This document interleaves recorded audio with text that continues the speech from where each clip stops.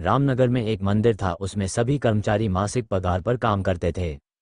चाहे वो आरती करने वाला हो या फिर पूजा करने वाला हो या फिर घंटा बजाने वाला, सभी लोग मासिक पगार पर थे। घंटा बजाने वाला आदमी तो आरती के समय इतने भाव के साथ मशगुल हो जाता था कि होश में ही नहीं रहता था।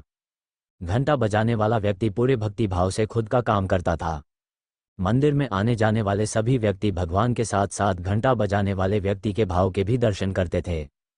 उसकी भी वाह वाह होती थी। एक दिन मंदिर का ट्रस्ट बदल गया और नए ट्रस्ट के अध्यक्ष ने ऐसा आदेश जारी किया कि अपने मंदिर में काम करने वाले सभी लोग पढ़े लिखे होना जरूरी है, जो कर्मचारी पढ़े लिखे नहीं है उन्हें निकाल दिया जाए। उस घंटा बजाने वाले भाई को ट्रस्टी ने कहा कि तुम आज तक का पगार ले लो, कल से तुम नौकरी पर मत आना। उस घंटा बजाने वाले व्यक्ति ने कहा, साहब भले ही मैं पढ़ा लिखा नहीं हूँ, परंतु इस कार्य में मेरा भाव भगवान से जुड़ा हुआ है, बस आप सिर्फ यही देखो। ट्रस्टी ने कहा, सुन लो, तुम पढ़े लिखे नहीं हो, इसलिए तुम्हें नहीं रखा जाएगा। दूसरे दिन मंदिर में लगभग सभी नए लोग नौकरी पर आए, परंतु आरती में आए लोगों को अब पहले जैसा मजा नहीं आया। घंटा बजाने वाले व्यक्ति की कमी लगभग सभी को महसूस होती थी। कुछ लोग मिलकर घंटा बजाने वाले व्यक्ति के घर गए और विनती करके बोले कि भाई तुम मंदिर आओ। उस भाई ने जवाब दिया, मैं आऊँगा तो नए ट्रस्टी को लगेगा कि मैं नौकरी लेने के लिए आया है, इसलिए मैं मंदिर भी नहीं आ सकता हूँ। ऐसा सुनते ही वहां आए हुए लोगों ने से ही एक आदमी ने एक उपाय बताया कि मंदिर के बराबर और मंदिर के सामने ही आपके लिए एक दुकान खोल के दे देते हैं। वहां आपको अपनी सुविधा अनुसार बैठना है और केवल आरती के समय घंटा बजाने आ जाना, फिर कोई नहीं कहेगा तुमको नौकरी की जरूरत है। उस भाई ने मंदिर के सामने दुकान शुरू की। वो दुकान इतनी चली कि एक दुकान से 7 दुकान और फिर 7 दुकान से एक फैक्ट्री खोल ली। अब वो आदमी बढ़िया कार से घंटा बजाने आता था। समय बीतता गया, ये बात पुरानी सी हो गई।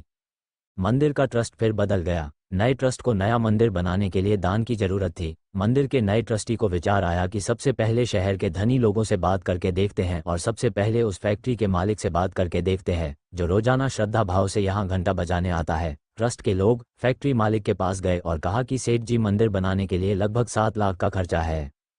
फैक्ट्री के मालिक ने कोई सवाल किए बिना एक खाली चेक ट्रस्टी के हाथ में दे दिया और कहा, चेक भर लो। ट्रस्टी ने चेक भरकर उस फैक्ट्री मालिक को वापस दिया। फैक्ट्री मालिक ने चेक को देखा और उस ट्रस्टी को वापस दे दिया। ट्रस्टी ने चेक हाथ में लिया और बोला, इसमें आपके सिग्नेचर तो बाकी है।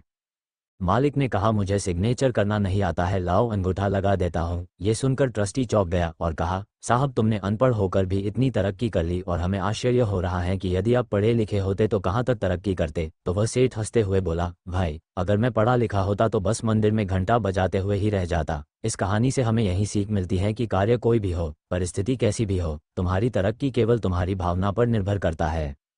भावनाएं अगर शुद्ध होगी तो भगवान हमेशा आपके सुंदर भविष्य के लिए तुम्हारा साथ देगा। जय श्री कृष्ण।